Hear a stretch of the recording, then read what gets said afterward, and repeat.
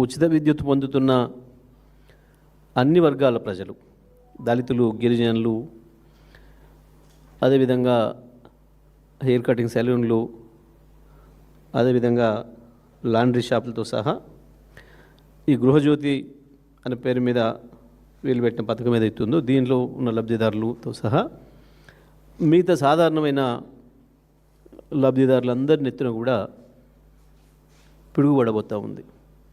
ఒక మాటలు చెప్పాలంటే తెలంగాణలో ఇవాళ విద్యుత్ వినియోగిస్తున్న ప్రతి ఒక్కరి నెత్తిపైన కూడా పిడుగుపడబోతుంది ఈ ఆర్డిఎస్ఎస్ పథకంతో. ఎందుకు ఈ ఆర్డిఎస్ఎస్ పథకంతో ఎంత ఇబ్బందులు వస్తాయి, నిజంగానే ఏముంది దీంట్లో అంటే ఎందుకు కేసీఆర్ ఆ రోజు వ్యతిరేకించారు అంత తీవ్రంగా? పాపం మాటలో మాటగా అసలు మొత్తం కేసీఆర్ ఆనవాళ్ళు లేకుండా చేస్తానని మాట్లాడుతున్న ముఖ్యమంత్రి అప్పుడప్పుడు దీని విషయాలు మాత్రం అప్పుడు కేసీఆర్ తీసుకునే నిర్ణయం అని చెప్పేసి ఒక తొండి మాట, లంగమాట మాట్లాడుతున్నాడు. కానీ ఈ పథకాన్ని కేసీఆర్ తీవ్రంగా వ్యతిరేకించిండు. వ్యతిరేకించడమే కాదు, సాక్షాత్తు శాసనసభలో చెప్పిండు, బయట కూడా చెప్పిండు, నా బొందిలో ప్రాణం ఉండగా తెలంగాణ రైతుకు మీటర్ రానియను అని చెప్పి. ఇవి ఆనాటి స్టేట్మెంట్లు. ఇవన్నీ కూడా ఆ రోజు కేసీఆర్ గారు చెప్పిన మాటలు. నేను ఎట్టి పరిస్థితుల్లో ప్రాణం ఉండగా నేను తెలంగాణలో స్మార్ట్ మీటర్లు రానియను, రైతులకు మీటర్లు రానియను అని చెప్పిన స్టేట్మెంట్లు అనేకం ఉన్నాయి, శాసనసభలో చెప్పినవి ఉన్నాయి. అదొక పక్కన. అసలు ఈ ఆర్డిఎస్ఎస్ పథకం ఏంది, నిజాన్ని దీంట్లో చేరితే అంత నష్టమవుతుందా? బీఆర్ఎస్ పార్టీ ఉత్తగానే ఏదో పొలిటికల్గా చెప్పడానికి, కాంగ్రెస్ మీద ఏదో ఆరోపణలు చేయడానికి, ఈ ప్రభుత్వాన్ని బదనాం చేయడానికి మాట్లాడుతుందని చూస్తే మీకు ఇది ఉత్తరప్రదేశ్లో పెద్ద ఎత్తున మహిళలు, ఉత్తరప్రదేశ్లో ఏదో ఒక ఊర్లో కాదు, మొత్తం ప్రధానమైన పట్టణాలు లక్నో, మీరట్, ఆగ్రా, అన్ని పట్టణాలలో, పెద్ద నగరాలలో మహిళలు వేలాదిగా రోడ్ల మీదకి వచ్చి మీటర్లను తీసుకొచ్చి రోడ్డు మీద పడేసి తగలబెట్టినారు. మీకు దానికి సంబంధించిన వీడియోలు కూడా చూపిస్తా. ఇక్కడ వస్తుందా? ఇక్కడ వస్తే పెట్టండి, ఒక్కసారి చూడాలి.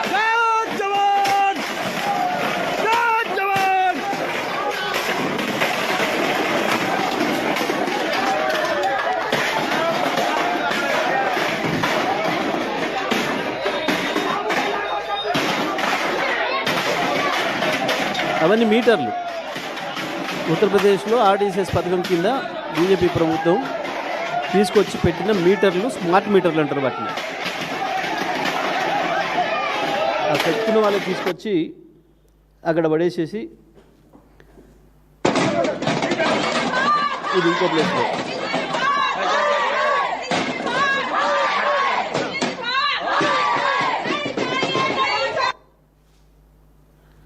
ఓకే. సో ఈ స్మార్ట్ మీటర్లు అనేవి ఏవైతే ఉన్నాయో అవి ప్రజలు తీసుకొచ్చి స్వచ్ఛందంగా రోడ్ల మీద పడేసి నిరసనలు చెప్తూ ఉన్నారు, వాళ్ళ ఇళ్ళలో ఉన్న మీటర్లు బిక్కొచ్చి. ఈ మీటర్లను పట్టుకొచ్చి ఇప్పుడు రేవంత్ రెడ్డి మన నెత్తిన పెడతారు, తెలంగాణ విద్యుత్ వినియోగదారులు నెత్తిన పెడతా అంటాడు. ఎక్కడనో పెడతారు అనుకునేరు, మీ ఇళ్ళకు కూడా వస్తాయి, మీ ఇళ్ళకు, కెమెరామెన్ల ఇళ్ళకి వస్తాయి, మీ రిపోర్టర్ల ఇళ్ళకి వస్తాయి, అందరి ఇళ్ళకి వస్తాయి, ప్రతి ఇంటికి. దీంతోపాటు ప్రస్తుతానికి వ్యవసాయానికి మేము ట్రాన్స్ఫార్మర్ కానీ పెడతాం కదా అని మాట్లాడుతున్నారు. తప్పించుకోవడానికి రైతులు గుర్తుపెట్టుకోవాలి, ఇవాళ తెలంగాణ రైతాంగం అందరూ మేము మీటర్ కాడి తీస్తలేము, మీ మోటార్ కాడి తీస్తలేము, కేసీఆర్ అబద్ధం చెప్తున్నాడని మాట్లాడుతున్నారు. కానీ ట్రాన్స్ఫారం కాడ పెడతాడు. ఎందుకు పెట్టాలి ట్రాన్స్ఫారం కాడ? నీ దగ్గర ఏం ఆలోచన లేకపోతే దాన్ని ఉపయోగించుకొని రేపేదో నీ కత్తెర పెట్టడం కొరకు కాకపోతే రైతుకు 24 గంటలు ఉచితంగా ఇస్తారన్న మాట నిజమే అయితే ఎందుకు ట్రాన్స్ఫార్మర్ దగ్గర పెట్టాలి కరెంట్ మీటరు? ఏం అవసరం, ఇవ్వని అవసరానికి. ఇక స్మార్ట్ మీటర్ల కథ. ఇప్పుడు ఒక్కొక్క మీటర్కు 6,000 రూపాయల పైన, 6,500 పైన ఉంది.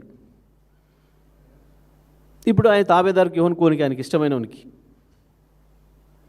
దానికి 7,000 పెంచుతాడో 7,500 పెంచుతాడో. ఈ మీటర్ల కాంట్రాక్ట్కి ఒక స్కామ్, రైతుల జేబుల్లో డబ్బులు గుంజడానికి ఒక స్కామ్. ఏం జరుగుతుంది ఈ మీటర్తోని? మీ కరెంటు మీకు ఎప్పుడు వద్దో తెలియదు. ముందు రీఛార్జ్ చేసుకోవాలి. ఇప్పుడు ఇంతకుముందు మనం ఈ ఫోన్లలో ప్రీపెయిడ్ ఫోన్స్ అని ఉంటాయి కదా కొన్ని, అది అయిపోతే ఆ క్షణం ఆగిపోతుంది. మీరు ఏం చేస్తారు అని అంటే, ఇప్పుడు మీకు నెలకు 300 బిల్లు వస్తుంది అనుకుందాం. 300 సరిపోయే రీఛార్జ్ చేసుకొని పెట్టుకుంటారు మీరు. వాడు ధర పెంచిండనుకో, అది 20 రోజులకే సరిపోతే 20 రోజుల నాడు కథం అయిపోతుంది. మధ్యరాత్రి మీకు రాత్రి 11 గంటలకు 10ంటికో కట్ అయిపోతుంది కరెంట్, ఆటోమేటిక్గా అయిపోతుంది, చీకటి అయిపోతుంది మీ ఇల్లు.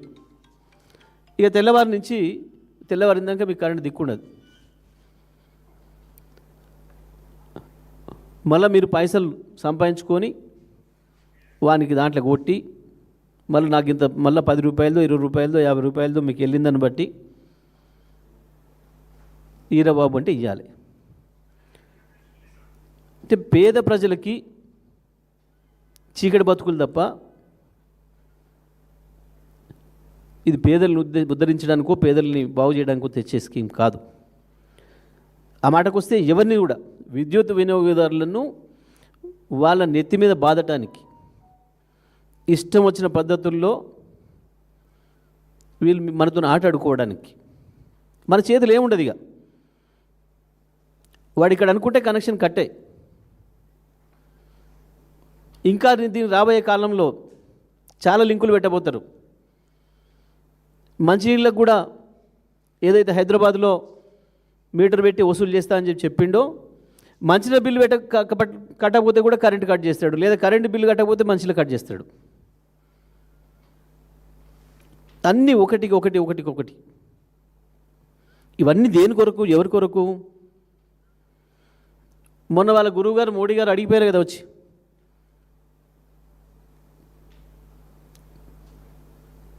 నాతో చేయగలుపు, నిన్ను ఎక్కడికో తీసుకుపోతా అన్నాడు కదా. నిన్ను ఎక్కడికో తీసుకుపోదాం అనుకుంటుంటే మీరు రాహుల్ గాంధీ ఇక్కడనే వస్తున్నాడు నిన్ను అని చెప్పిపోయాయి కదా మొన్న ఆయన ప్రేమనంతా. నేను ఎక్కడికో తీసుకుపోదాం అని నేను అనుకుంటుంటే పాపం నువ్వు మీ రాహుల్ గాంధీ గీనే వస్తున్నాడు, నువ్వు రా వచ్చేసే నాతో నేను చెప్పిండు కదా. ఇది దానికి గిఫ్ట్గా ఇప్పుడు ఇది తెలంగాణ రైతాంగాన్ని, తెలంగాణ విద్యుత్ వినియోగదారులందరినీ ఆయనకు అప్పచెప్పదలుచుకున్నాడు. అల్టిమేట్గా దీన్ని ప్రైవేటీకరణ చేయడానికి చేసే కుట్ర. దీన్ని ప్రైవేటీకరణ చేయాలి. ఇప్పుడు ఆయన పథకం అంతా అది చేసి ఏం చేయాలి? ఈ పథకంలో చేరినాక 2 సంవత్సరాల లోపల నువ్వు ఈ కరెంటు మీద నువ్వు పెడుతున్న ఖర్చు ఎంతో ఆదాయం కూడా అంతే వచ్చేటట్టు చేయాలి 2 ఏళ్లలోనే. ఇప్పుడేమో రకరకాల స్కీముల పేరు మీద ప్రభుత్వం 10,000 15,000 కోట్లు డిస్కమ్లకు ఇసుకుంటూ వచ్చింది. ఇప్పుడు ఇక ప్రభుత్వం నుంచి బాధ్యత నుంచి తప్పించుకోవాలి. ఇవాళ లిఫ్ట్ ఇరిగేషన్లతోని రైతులకు ఉచితంగా నీళ్ళు ఇస్తున్నాం. మోటార్లకే కాకుండా మామూలు రైతు తను పెట్టుకున్న మోటార్కి కాకుండా లిఫ్ట్ ఇరిగేషన్ల ద్వారా కూడా ఇస్తూ ఉన్నాం. ఇది ప్రభుత్వమే ఇప్పుడు ఆ ఖర్చును భరిస్తూ వస్తుంది. రేపు దాన్ని మొత్తం మళ్ళీ రైతుల మీదకి ట్రాన్స్ఫర్ చేస్తారు. మొత్తం లిఫ్ట్ ఇరిగేషన్తో మీరే కదా పంటలు పండించుకుంటుంది కాబట్టి మీరే బిల్లు కట్టాలి. రైతుల మీద మామూలుగా ఉండదు బాధుడు. ఈ మీటర్ల ఖర్చు ఎవడు పెడతాడు అని అంటే మీటర్ల ఖర్చు కూడా మళ్ళీ మన మీద వినియోగదారుల మీద వేస్తారు. అదనంగా 6,000 రూపాయలు 6,500 రూపాయలు వేస్తారు. నాకు తెలిసి ఇప్పటివరకు అట్లే ఉంది ధర. కానీ మరి అది మన రేవంత్ రెడ్డి ప్రభుత్వంలో కదా, మళ్ళీ అందులో మళ్ళీ బట్టి విక్రమార్క మంత్రి మరి ఈయన పర్సెంటేజ్ ఆయన పర్సెంటేజ్ కలుపుకుంటే మరి ఎంతకు పోద్దు అది మీటర్ ధర కలిపి మన మీదనే వేసి మళ్ళీ అది కూడా 2 ఏండ్లలోనే సాఫ్ చేసేయాలి. ₹1 అదనంగా ప్రభుత్వం నుంచి ఇచ్చే పని లేకుండా మొత్తం వినియోగదారుల మీదనే వేసి సమానం చేసి అప్పుడు అదానికి అప్పచెప్పాలి. దానికి ఇంకొక కథ కూడా తెచ్చారు. ఈ రైతులు ఇంటట్లేరు, ఈ రైతులతో పెట్టుకుంటే బాగలేదని చెప్పి ఇంకో 3వ డిస్కమ్ తయారు చేస్తున్నామని చెప్పారు. ఇప్పుడు దాకా తెలంగాణ 2 డిస్కమ్లతో పనిచేస్తుంది. అటు నార్దరన్ డిస్ట్రిబ్యూషన్ కంపెనీ, ఇటు సదరన్ డిస్ట్రిబ్యూషన్ కంపెనీ. అటు ఆదిలాబాద్, నిజామాబాద్, మెదక్, వరంగల్, ఖమ్మం మేము నార్దర్న్ కింద ఉంది. హైదరాబాద్, రంగారెడ్డి, మహబూబ్నగర్, నల్గొండ ఇవి సదరన్ కింద ఉన్నాయి. కానీ ఈ రెండింటిని కాదని ఇంకో 3వ డిస్కమ్ తయారు చేస్తున్నారు. దేని కొరకు 3వ డిస్కము అని అంటే ఇక్కడ ఈ కథ దానికి లింక్ అయ్యింది. ఈ 3వ డిస్కమ్ను అచ్చం రైతులకు ఇచ్చే కనెక్షన్స్ ఏదైతున్నాయో, రైతులకు పవర్ సప్లై చేసే లైన్స్ ఏవైతున్నాయో వాటన్నిటిని కలిపి 33/11 kV సబ్స్టేషన్లు అన్నింటినీ కలిపి 3rd డిస్కమ్ చేసి దాన్ని మాత్రం పక్కన పెడతాం, దాని సంగతి తర్వాత. కానీ మొట్టమొదటి మాత్రం వీళ్ళని అప్పచెప్పు, మా చేతికి అప్పచెప్పు అని చెప్పి అదాని చేసే ఒత్తిడితోని మోడీ గారు మొన్న పిలిచి కనుగొట్టడంతో జరుగుతున్న దుర్మార్గం ఇది. తెలంగాణ ప్రజల్ని నట్టేట ముంచి తెలంగాణ రైతాంగాన్ని, తెలంగాణ విద్యుత్ వినియోగదారులందరినీ కూడా చీకట్లోకి నెట్టే అతిపెద్ద కుట్ర. ఇది ప్రజలు అర్థం చేసుకోవాలి. చూసాం ఇప్పుడు మనం స్పష్టంగా ఆంధ్రప్రదేశ్లో కూడా మొదలు ఇట్లనే గత ప్రభుత్వం వాళ్ళ భయానికి లొంగిపోయి ఇక మేము ఒక పైలట్ ప్రాజెక్ట్ కింద పెడతామని చెప్పి శ్రీకాకుళంలో పెట్టి వెనుక విక్కున్నారు. అమ్మో ఇది పెడితే ఖతమైపోతాం, ఖతం చేస్తారు మన ప్రజలందరూ కలిసి అని చెప్పి.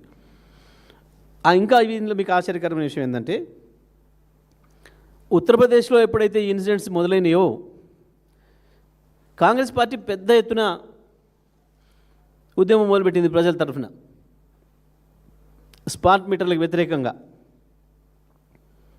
స్మార్ట్ మీటర్లకు వ్యతిరేకంగా కాంగ్రెస్ పార్టీ అక్కడ ప్రజలతో గొంతు కలిపి ఉద్యమాల్లో భాగస్వామ్యమైంది. దాంతో వెంటనే ఇవాళ అక్కడ ఉత్తరప్రదేశ్ రాష్ట్ర ప్రభుత్వం 2-3 రోజులనే తేరుకొని లే స్మార్ట్ మీటర్లు అన్నీ తీసేస్తున్నాం, మేము ఎప్పుడైతే మీ పాత పద్ధతిలో పోస్ట్ పెయిడ్ మీటర్లే పెడతాం, ఇక మీరు ఆందోళనకు గురి కావద్దు అని చెప్పి వెంటనే విత్డ్రా చేసుకుంది. మరి కాంగ్రెస్ పార్టీ, రాహుల్ గాంధీ, ఖర్గేల నాయకత్వంలో ఉన్న కాంగ్రెస్ పార్టీ ఉత్తరప్రదేశ్లోనేమో స్మార్ట్ మీటర్లు వద్దు తప్పు అని చెప్పి ఉద్యమం చేస్తూ, మరి తెలంగాణలో మేము అదే స్మార్ట్ మీటర్లను తెస్తాం, ఉత్తరప్రదేశ్లో పీకేసినాయి తెచ్చి ఈడ పెడతాము అని అంటే ఇది ఏమన్నట్టు? కాంగ్రెస్ పార్టీ జాతీయ పార్టీనా లేదా అది ఊరికొక తీరు పార్టీనా? విద్యుత్ పైన కాంగ్రెస్ పార్టీకి మొత్తానికి ఒక విధానం ఉండాలి కదా రాహుల్ గాంధీ గారికి. ఉత్తరప్రదేశ్లో ఏం మాట్లాడుతున్నాడో ఇక్కడ ఇండియాలో, తెలంగాణలో కూడా అదే మాట్లాడాలి కదా.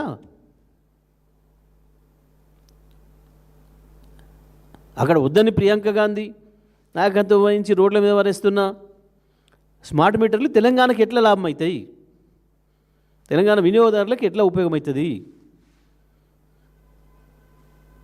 ఇది రేవంత్ రెడ్డి, బాటి విక్రమార్క లేదా అసలు పై నాయకుడు రాహుల్ గాంధీ సమాధానం చెప్పాలి తెలంగాణ ప్రజలకి. కేసీఆర్ మొత్తుకున్నాడు, అప్పుడే చెప్పిండు, ఎలక్షన్లు అప్పుడే ప్రతి సభలో చెప్పిండు, కాంగ్రెస్ని తెచ్చుకోకుండా మీ పని చీకట్లు అవుతాయి, మీ బతుకు చీకట్లు అవుతాయి, రైతులకు మీటర్లు పెడతాడు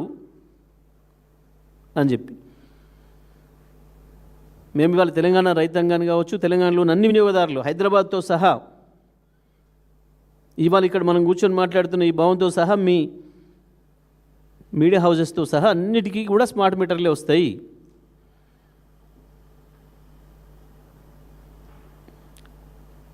ఉన్నది ఉన్నట్టుగా ఇప్పుడున్న పాత మీటర్లను పీకి అవతల వారేసి 6-7 వేల రూపాయలు మనం ఎత్తినేసి కొత్త మీటర్లు తీసుకొచ్చి పెట్టి ఇవాళ వసూలు చేయరు మనకాడ, కానీ నెల నెల బిల్లులలో వస్తుంది, నెల నెల బిల్లులలో వస్తుంది. ఆ కొత్త మీటర్ పెట్టే ఖర్చు వాడే పెట్టి తెస్తాడు కదా, మనకెందుకు లేనుకుంటారు కొంతమంది అమాయకంగా. కాదు, అది మీ నెత్తినే ప్రతి నెల పడుతుంది. 2 నెలల్లోనే దాని ఖర్చు కూడా కట్టాలి. దాని ఖర్చుతో సహా అన్ని బాకీలు లేకుండా చేసి డిస్కమ్లను లాభాల్లోకి తీసుకొచ్చి ప్రైవేట్ వాళ్ళకి అప్పచెప్పాలి. ఇది వాళ్ళ ఈ ముఖ్యమంత్రి మంత్రివర్గం చేస్తున్న దుర్మార్గమైన చర్య. మరి దీన్ని బీఆర్ఎస్ పార్టీ తరఫున మేము తీవ్రంగా ఖండిస్తున్నాం. తప్పకుండా రైతులు కావచ్చు, విద్యుత్ వినియోగదారులు అందరూ కూడా దీనికి పెద్ద ఎత్తున దీనికి వ్యతిరేకంగా ఆందోళన చేయాల్సిన అవసరం ఉంది.